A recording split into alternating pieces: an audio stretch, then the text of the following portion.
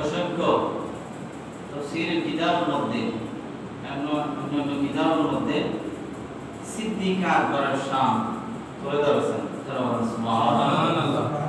কোরআনের আয়াত এখানে কি বলা হয়েছে?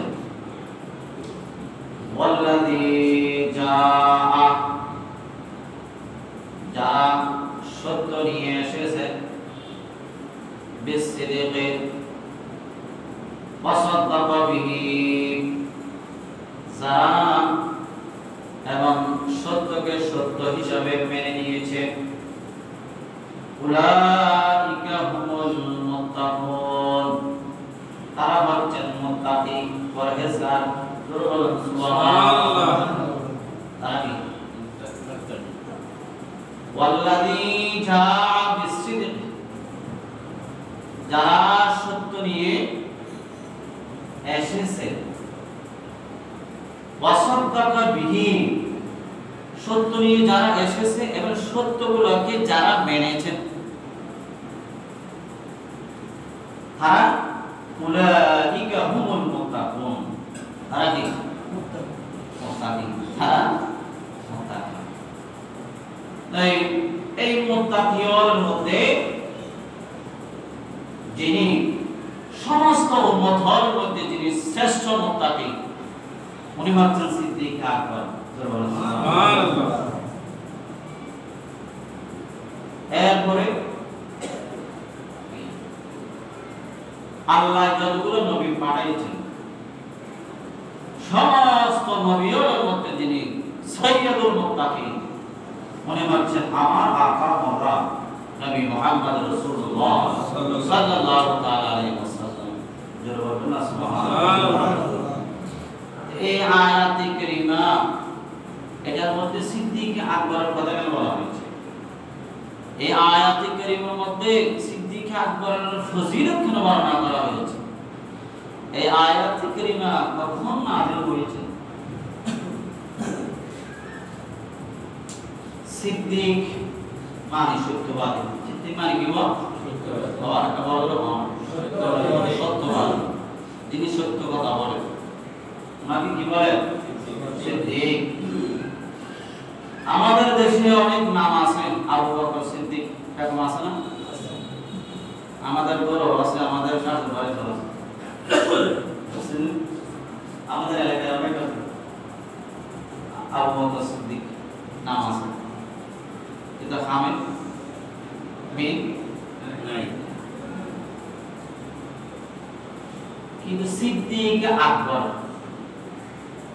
পৃথিবীর জমির মধ্যে আর কোনো ব্যক্তি আছে? কথা খেয়াল করেন, পৃথিবীর জমির মধ্যে আবু বকর সিদ্দিক অনেক আছে, কিন্তু সিদ্দিক আকবর আর কেন নাই? আকবর মানে বড় সত্যবাদী, আকবর মানে বড় সত্যবাদী। তো সত্যবাদী একটা দিয়েছেন খুতবা লা ইলাহা ইল্লাল্লাহ সিদ্দিক আকবর। হ্যাঁ, আর দুনিয়ার মানুষ যারা নিজের নাম রাখছে আবু বকর সিদ্দিক, ওগুলো নিজের মা বাবা বা নিজের আপন প্রিয় হুজুররা, ঠিক না? তাই এই সিদ্দিক আকবর যে আল্লাহ নাম রেখেছে, কোথায় এটা একটু আলোচনা করে আমি কতটুকু যেতে পারি দেখি।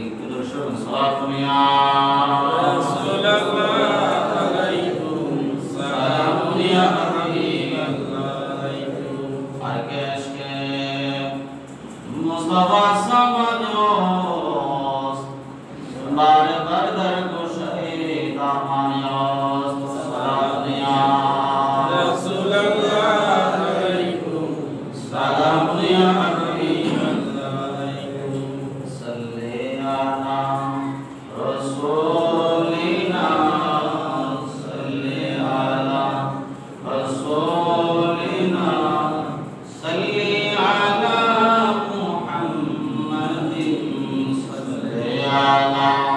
حبيبنا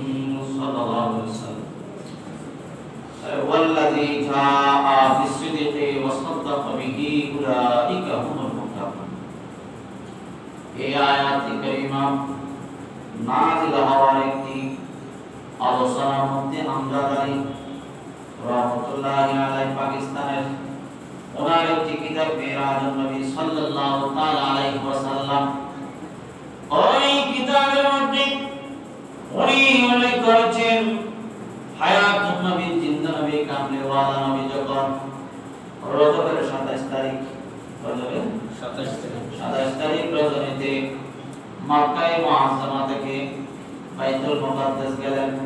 বাইতুল মুকাদ্দাস থেকে প্রথম আসমান, দ্বিতীয় আসমান, তৃতীয় আসমান, চতুর্থ আসমান, পঞ্চম, ষষ্ঠ, সপ্তম আসমান পার হয়ে সিদরাতুল মুনতাহা, বাইতুল মামুর এবং লা মাকামের মধ্যে গিয়ে আল্লাহর সাথে দিদার করে কথাবার্তা বলেন, অনেক কথাবার্তা বলেছেন।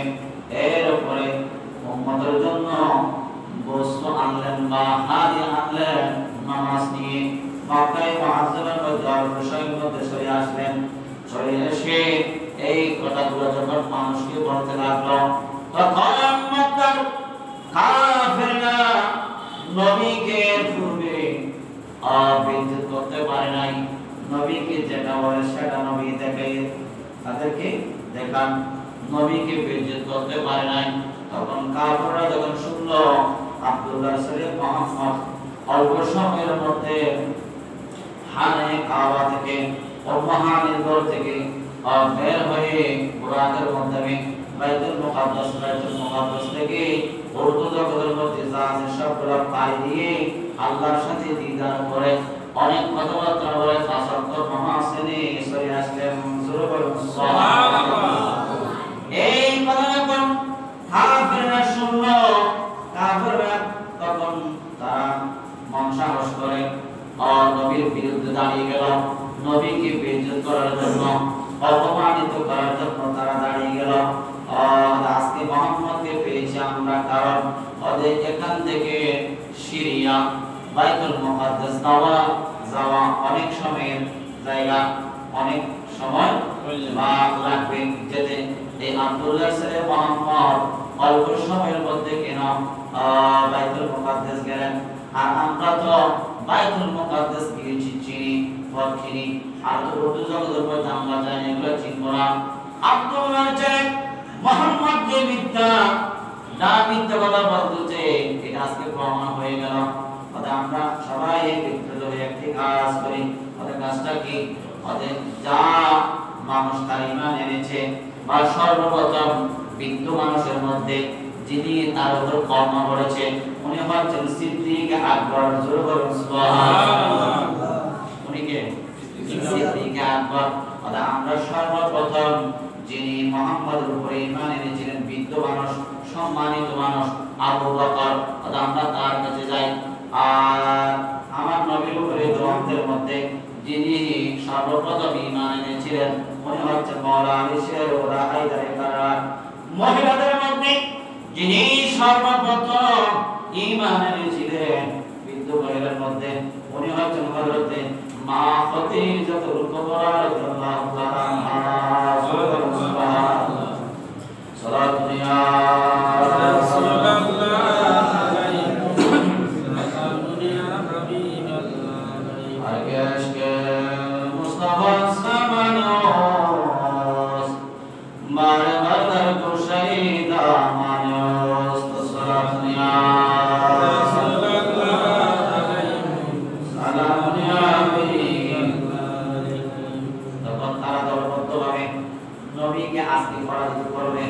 নবীকে আজকে কি করবেন? নবীর মানহানি করবেন। নবী যে মিথ্যা কথা বলছে এটা তাদের আকলে, তাদের জ্ঞানে। নবী যে অসাধারণ জ্ঞানের মালিক। আমার নবী যে এক মিনিটের ভিতরে অনেক জায়গার মধ্যে যেতে পারে, এটা তাদের কি নাই? ঈমান নাই। সেজন্য তো আমরা নবীকে হাজর ও নাজর মানি। কি মানি? হাজর ও নাজর মানি। আমাদের দেশে অনেকে আছে নবীকে হাজর নাজর মানে না।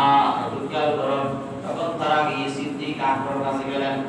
এই সিদ্দিক আকবর দরজার মধ্যে টোকা দিলেন। টোকা দেওয়ার পরে সিদ্দিক আকবর বললেন, আপনারা কারা? কোথায় থেকে আসছেন? আমরা আবু জাহেল আবু লাহাব উতবা সাইবা আরো অনেক অন্যজন আছে। কারণ কি? একটা বড় সুসংবাদ নিয়ে আসছি।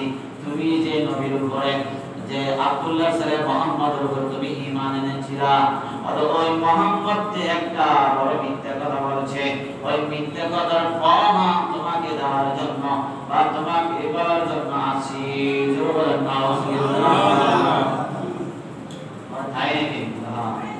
তাহলে বলো, তোমার নবী মুহাম্মদ গত রাত্রে নাকি উম্মাহানির ঘর থেকে বের হয়ে অল্প সময়ের মধ্যে মক্কা থেকে বাইতুল মুকাদ্দাস থেকে সমস্ত আসমানগুলোর পাড়ি দিয়ে লামাকানে গিয়ে আল্লাহর সাথে কথা বলেন, অনেক কথা বলেছেন।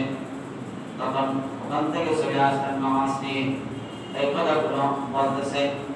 এটা কি সম্ভব? আমরা তো বাইতুল মুকাদ্দাস গিয়েছি, মক্কা থেকে বাইতুল মুকাদ্দাস যেতে অনেক কি লাগে, সময় লাগে। তাই নাকি? নবী বলেছে, এই কথাগুলো কে বলছেন? সিদ্দিক আকবর বলছেন। এই কথাগুলো তোমার নবী মুহাম্মদ বলছেন। তোমরা কি সত্যি সত্যি বলছো এই যে আমার নবী বলছেন? হ্যাঁ, অবশ্যই বলছো তোমার নবী।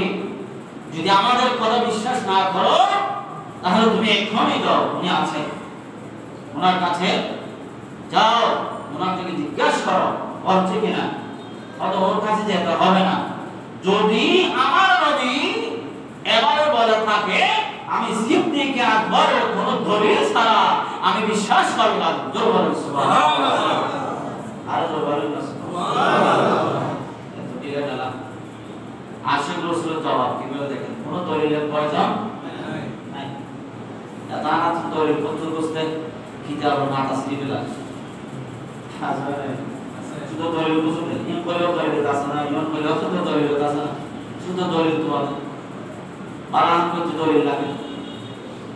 হ্যাঁ, এই কয়েকদিন আগে দিলাম যে নর্থ বেঙ্গল মানে একটা মা হলো, ওটা শুনি বাচ্চা জামিয়া ছাত্র মিরাজ করে মাহফিল শেষে মিরাজ করতে স্যার কিয়া এক মানুষ শয়তান এটা এসে বদ্ধ করে দিচ্ছে, যেখানে নবীর দরুদ পড়লে মন দিল একাক করে শুনতে হয় আদর্শ সহকারে, আর ওখানে নবীর দরুদকে ডাইরেক্ট মানা করতেছে। এটার ভিতরে কি মানা আছে? এখানে নামওয়ালা মুসলমান কাম নেই রে, सूरते मुसलमान है, এরকম মুসলমান আমরা কোন সিদ্দিক আকবর বলছে, যদি আমার নবী বলে থাকে আমি সিদ্দিক আকবর দিদার কোন দলিল ছাড়া কি করলাম? বিশ্বাস করলাম। তখন কাফেররা কপালে হাত মেরে মেরে চলে যাচ্ছে। ওদের আবু বকরের কি যে জাদু করছে আল্লাহ।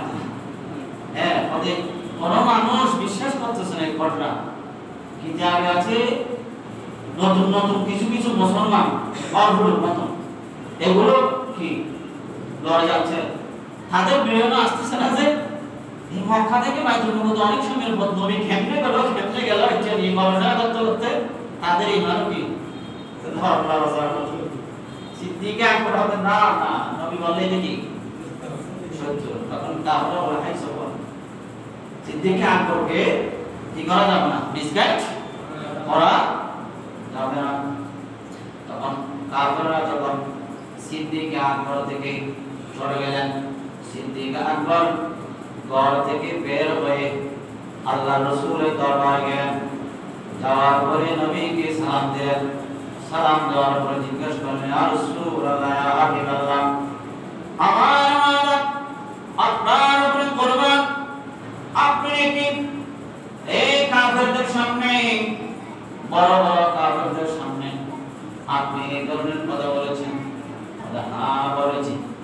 তোমাকে যখন তারা এই কথা বলেছে, এ আবু বকর তুমি কি বলেছ?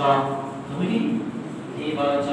ইয়া রাসূলুল্লাহ, ইয়া হাবিবাল্লাহ, আমি তাদের থেকে বারবার রিপ্লাই করার পরে আমি তাদেরকে বললাম, নবী যদি এরকম কথা বলে থাকে, আমি সিদ্দিক আকবর কোন দলিল ছাড়া বিশ্বাস করলাম। জোরে বলুন সুবহানাল্লাহ।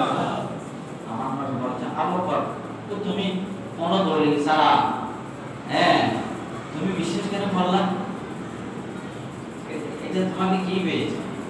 তখন সিদ্দিক আকবর বলছে, ইয়া রাসূলুল্লাহ, ইয়া হাবিবাল্লাহ, আমরা কি আল্লাহকে দেখছি? না, আপনি তো দেখছেন। আমরা অন্য জগতে আমরা কেউ দেখি নাই। ইয়া রাসূলুল্লাহ, ইয়া হাবিবাল্লাহ, আপনার কথার উপরে আমরা যে আল্লাহকে নয় তার খোদাকে বিশ্বাস করলাম, তো যে খোদাকে বিশ্বাস করলাম ওই খোদার নবী ওই খোদার সাথে দ্বিধার করেছে, এটা কেমনে বিশ্বাস করব না? সুবহানাল্লাহ। বিশ্বাস। তখন আল্লাহ পাক রব্বুল আলামিন উপর থেকে আয়াত নাযিল করলেন, ওয়াল্লাযী জাআ বিস-সিদকি ওয়া সাদ্দাকা বিহি উলাইকা হুমুল মুত্তাকুন। আমার নবী সত্যই পৃথিবীর জমির মধ্যে তশরীফ এনেছেন। আমার নবী যা বলেছে সত্য কথা, ওগুলোকে সর্বপ্রথম বিশ্বাস করেছেন, সত্যকে সত্য হিসাবে মেনেছেন। উনি হচ্ছেন সিদ্দিক আকবর।